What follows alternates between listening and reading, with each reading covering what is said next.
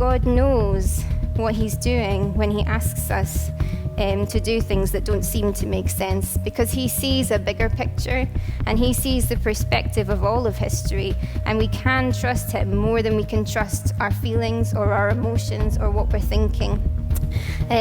So we all know, well, maybe we don't all know, but the verse, Hebrews 11, verse 1, now faith is assurance of what we hope for and the certainty of what we don't see. So it's complete trust or confidence in something. But how do you get to a place of complete trust and confidence in something? You can't just create that inside of yourself. That doesn't just happen. It's as a result of a process, of a building of a relationship with a person. If you have complete trust and confidence in a person, you know who they are. You know who they are, and you've built a relationship with them, and you know that when they say something will happen, that it is actually going to be a reality. You know that what they promise is true. You know when they say they're going to do something, they are going to do it. You have complete confidence and faith in that person. And so I don't know if you've ever heard if people have ever asked you about blind faith. How can you have blind faith? How can you just believe in something when there's no evidence for it? How can you believe in God when there's no evidence for God? This is a really crazy concept for some people, that you believe in a God in the sky who's really distant.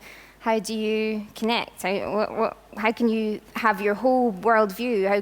How can you live your whole life based on something that, is it even true? But we know that that's not our reality.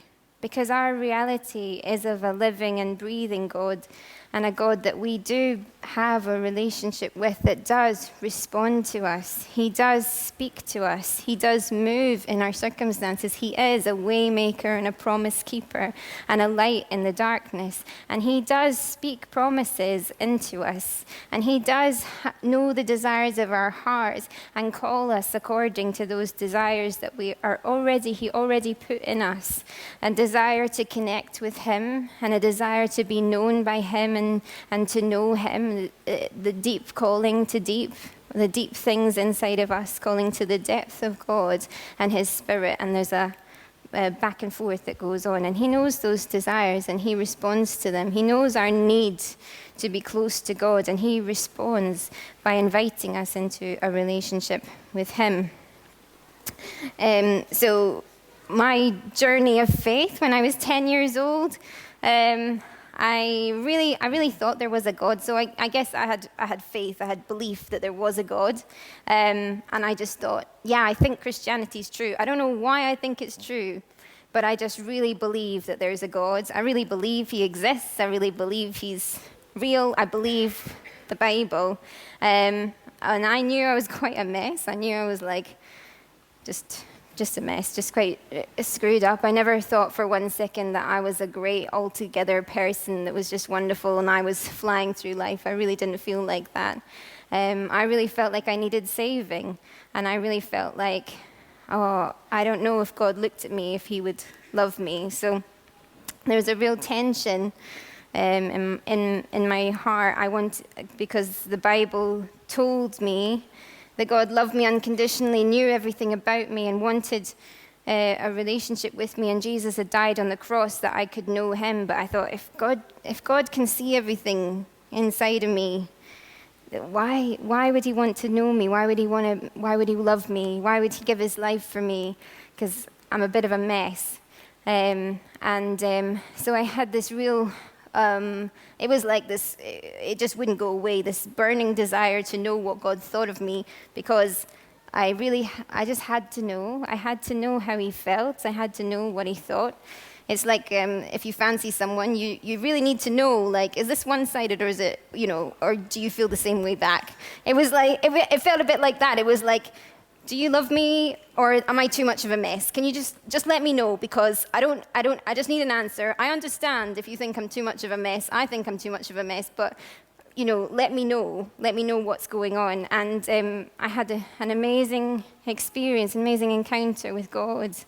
And it turned out all of Christianity that I had believed for, and I didn't know why, was true because I encountered the love of God.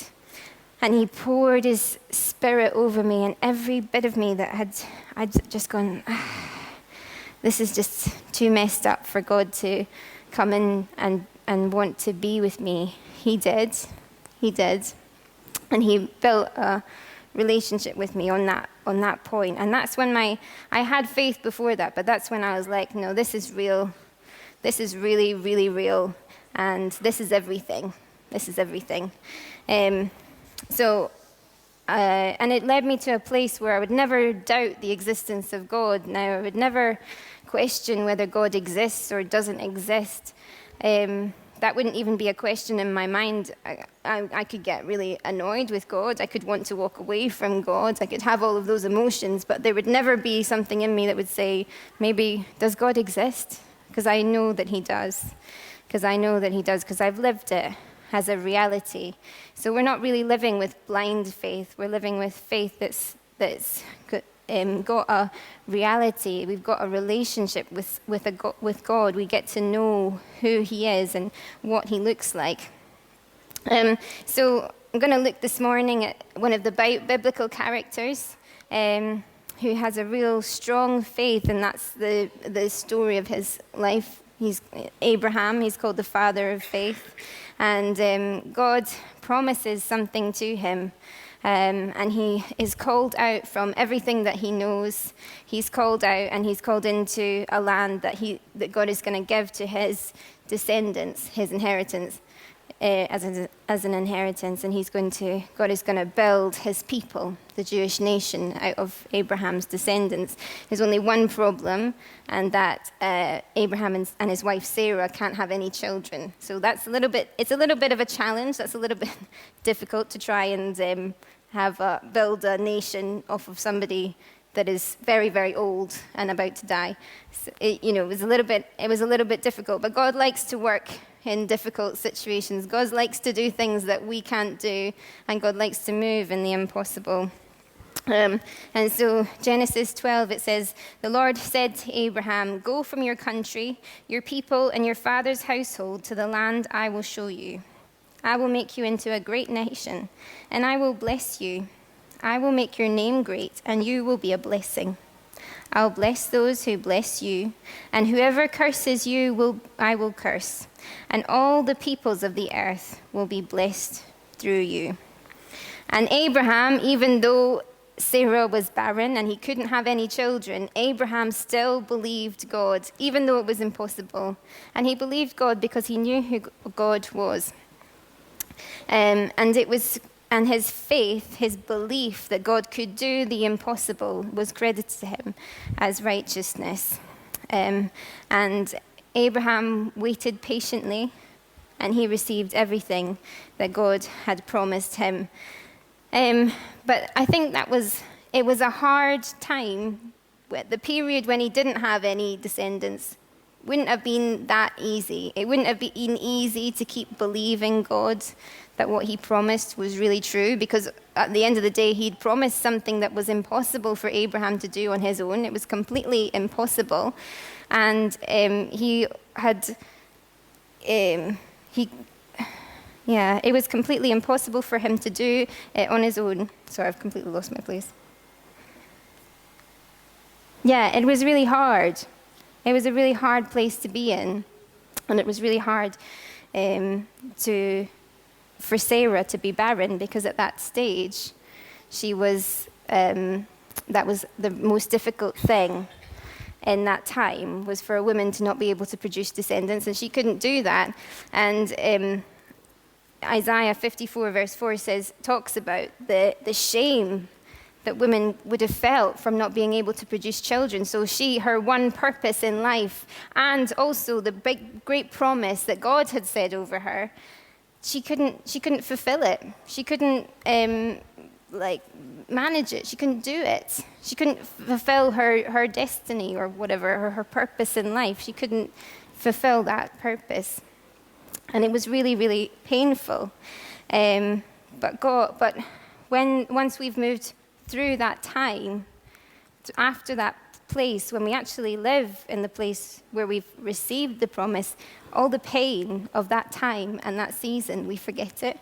So Isaiah 54 verse 4, you will forget the shame of your youth, and you'll remember no more the reproach of your widowhood. Once you step into the promise, all the pain and the grief that you didn't have it, all the hope deferred that's made your heart sick, all of it is gone.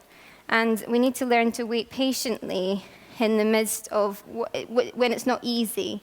We need to learn to wait patiently on God and receive what he's promised over us. So was Abraham's faith unfounded? Was his belief that God would accomplish all that he said he would unfounded? No, because it was based off of a relationship, and it was based off of trust. And it was a trust in who God said he was. And Abraham and Sarah believed in faith for a son, and Sarah conceived even though she was really old, and she was past childbearing age and had never been able to conceive. Even when she was fertile, she'd never been able to conceive. And this miracle inheritance suddenly came about and suddenly was in existence. And it was an incredible miracle, and it was an incredible move of God, and it was a sign to Abraham that I can do the impossible. I can answer the desires of your heart, and I can move in response to you, and I am not limited by human concerns, and I am not limited by human parameters. I'm so outside of that. And my promises are huge, and they're so miraculous, and they're so incredible. And Abraham's relationship with God was deeper than any other in his life. His life was a huge hallmark of obedience. So we've already heard he actually left everything that he knew to go out because he trusted God and he believed in God and he wanted to follow God more than anything else in life. And it would have been very easy for him to stay where he was and with his family and with his comforts and with everything he knew. But God had asked him to leave all that behind, so he gave it all up.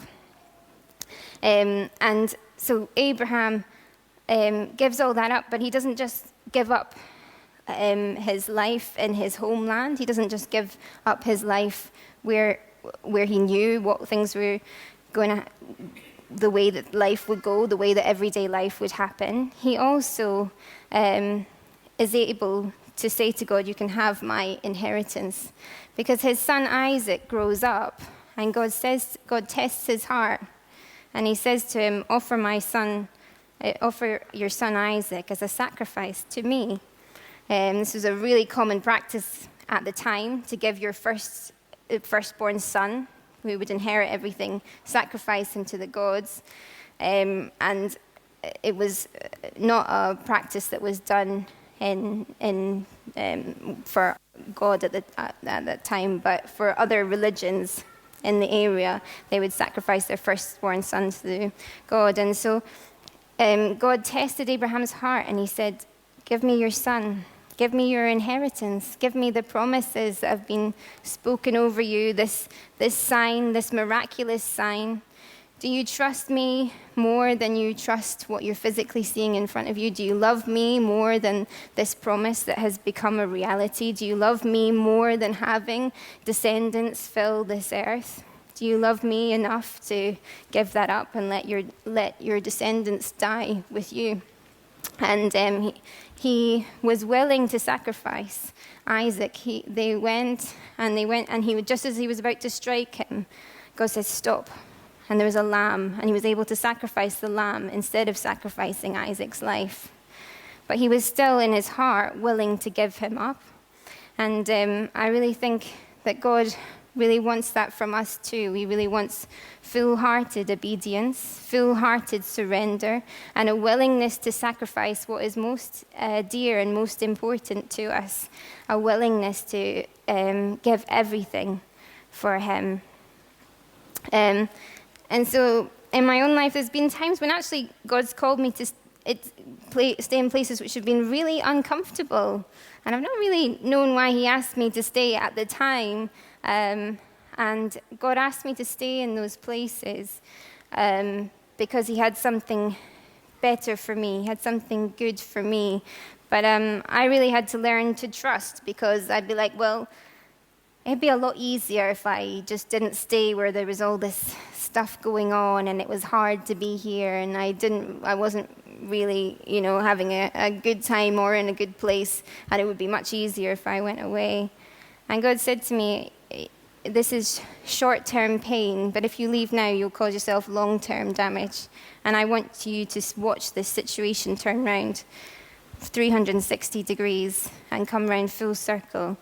And I've watched that so many times in my life, and I've been in times where it's like I've had relational difficulties and hard times, and it's cost me a lot to stay, and God's asked me to stay. And every single time I've seen those relationships turn around 360 degrees, and it's become an incredibly different environment for me. And God knows what he's doing when he asks us to do things that don't seem to make sense, because he sees a bigger picture and he sees the perspective of all of history, and we can trust him more than we can trust our feelings or our emotions or what we're thinking.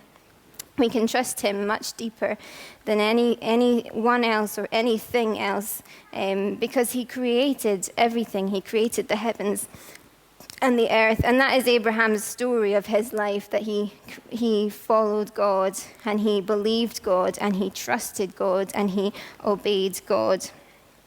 And I've seen people manage to have faith in God and praise God in really crazy circumstances where I've not really known how they could do it almost. So I work in Azalea, which is a charity working with women involved in commercial sexual exploitation.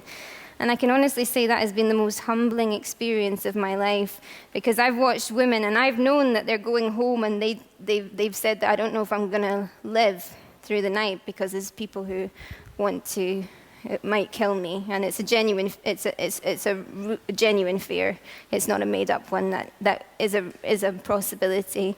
And they've come in with all the weight of the world on them, a weight that I've never known or never felt. And they've just worshipped God. And they've been able to worship God, and they say, God knows my struggles. God suffers with me. God carries my sin and my shame. And it's the most humbling experience to watch people go through something that you couldn't even imagine and still be able to connect with God and have faith in God in the midst of all of that. So looking back at Abraham's life, he was called a friend of God. In 2 Chronicles 20, verse 7, he's called a friend of God. And that's symbolic of his close relationship with Jesus. And it's unusual if you think of a God, and if you think of the way that gods are usually perceived, it's really strange that God would call us friends. Abraham's not just a servant, where God is this distant and explosive person that's inflicting his will on all of us, and you better make sure to fall in line because he might smite you down and destroy you. He's not a servant. Abraham's not just a servant, although he is a servant of God, and that is the story of his life as a servant of God.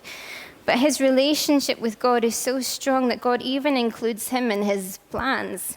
It says he knows. A servant doesn't know his master's business. You're my friends because I share my plans with you. And the incredible thing is that Abraham is such a friend of God that he's actually able to speak to God and reason with him. Because God is going to destroy Sodom and Gomorrah, which is a place full of hideous evil. And there's just murderings and all this awful sin.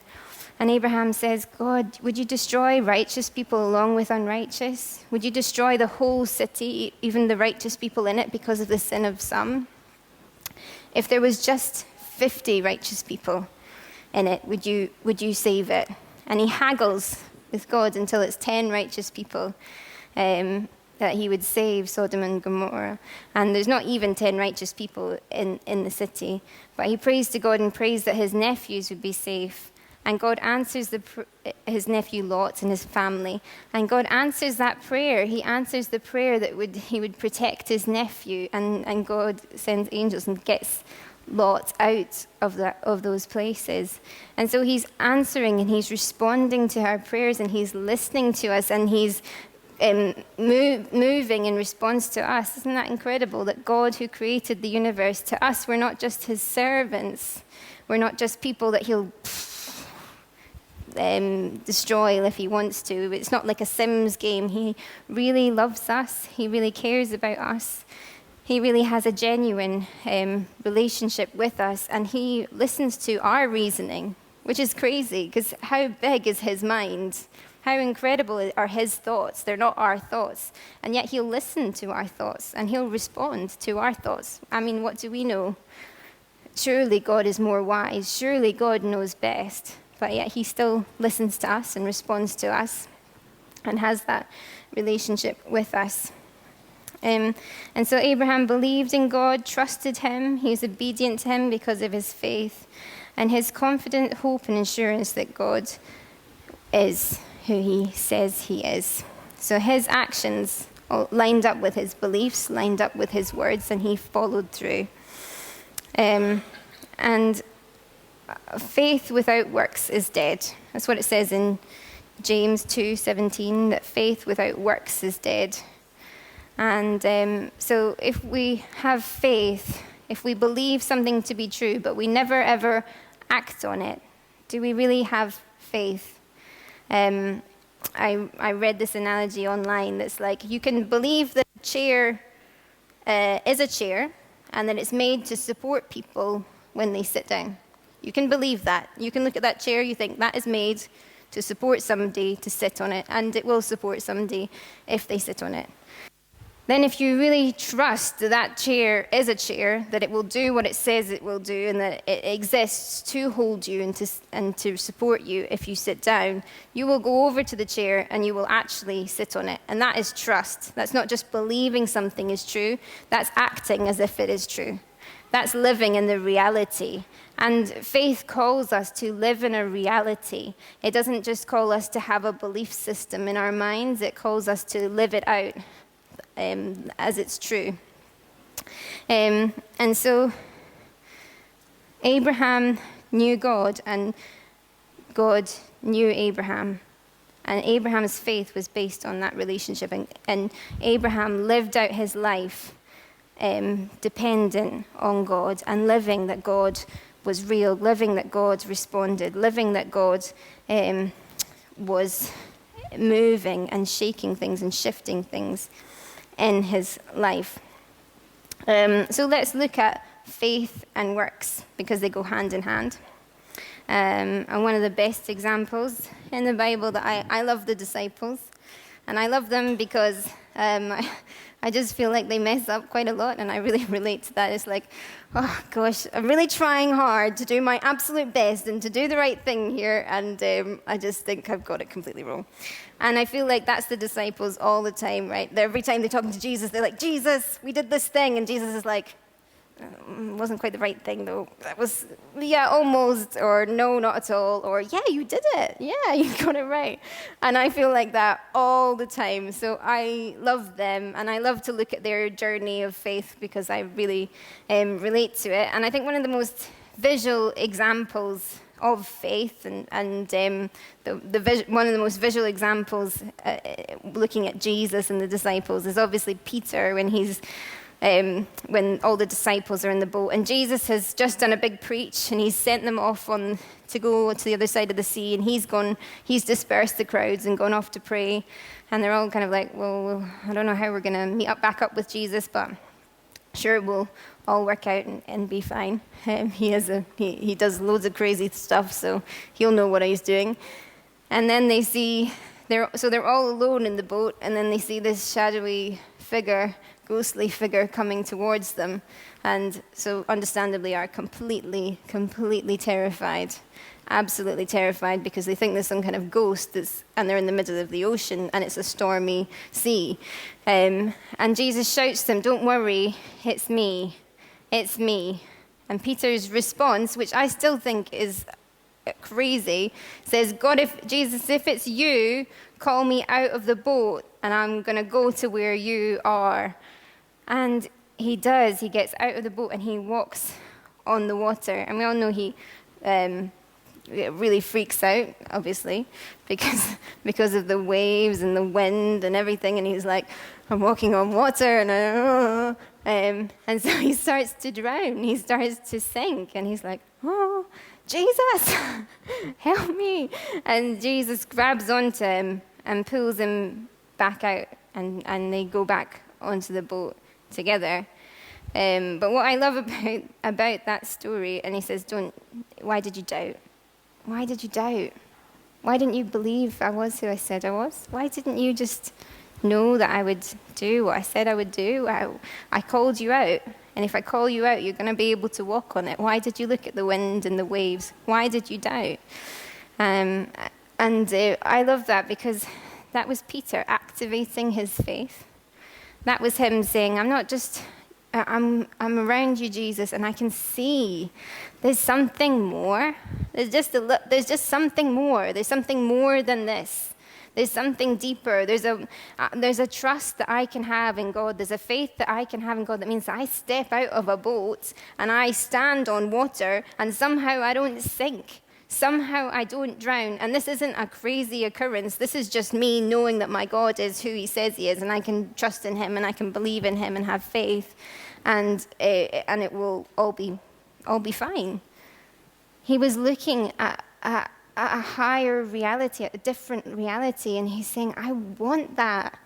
I don't know how to get it unless I step out of this boat and risk failing, risk drowning, risk everything. And I think faith does involve that. It involves us seeing something and thinking, okay, I'm going to do it. This is where I'm going to go.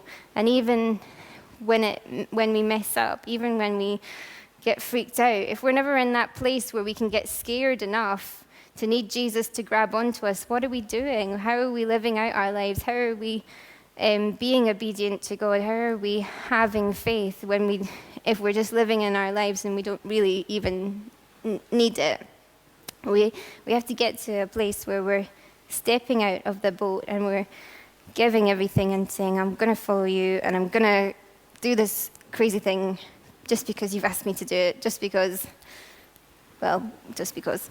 So, and that's a lot of the story of the disciples.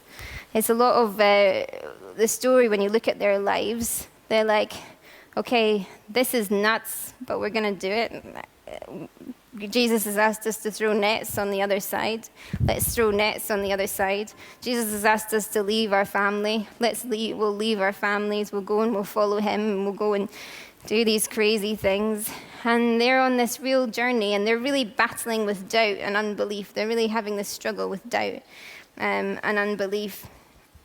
And there's a story in Matthew where they come up to Jesus because they just can't get a demon out of him, this poor man who's got some demon thing, obviously. And then Jesus comes along and he can get it out no problem. And they're like, why? Why is there this huge gap? And you're telling us we'll do more than you've ever done, but there just seems to be a huge gap between who you are and between what we're trying to do.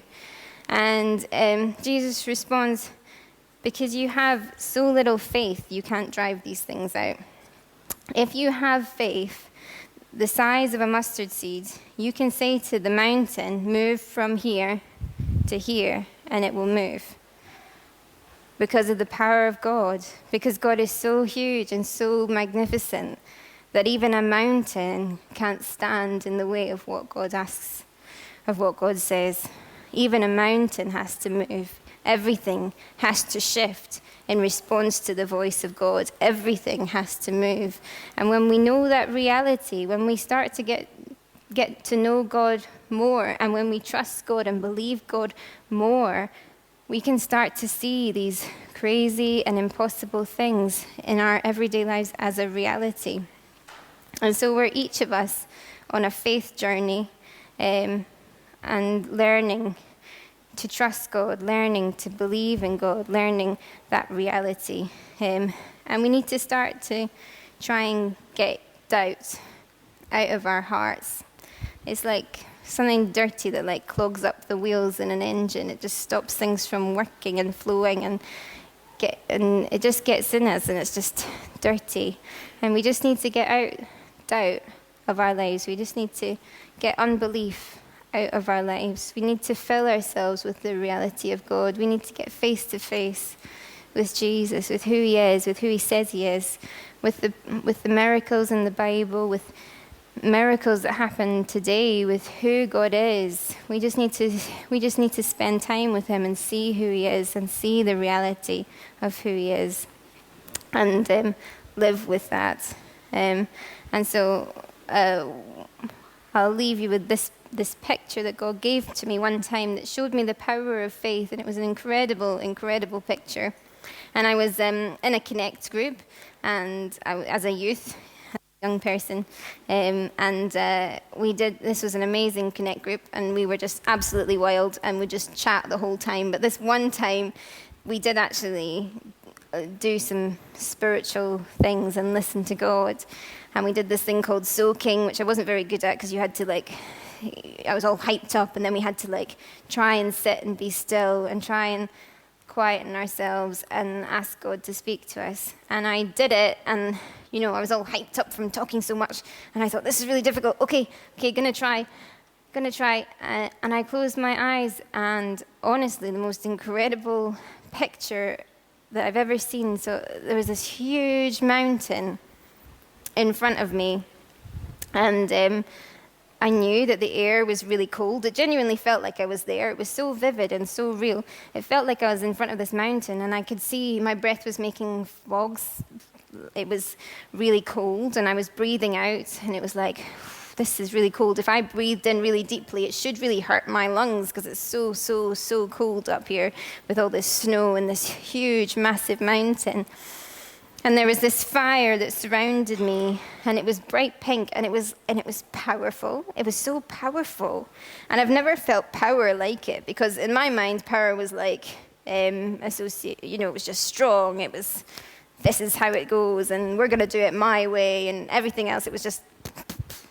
And God's power was so full of love and so full of mercy and so full of grace. And I was filled with this pink flame around me. And I was like, wow, this is amazing. This is incredible. And I just looked to the mountain, and I was like, you just can't stay where you are. You've just got to move, because the power of God so filled me and so filled my spirit, and I just knew that nothing could stand where God was. Everything else had to shift around him and move around him.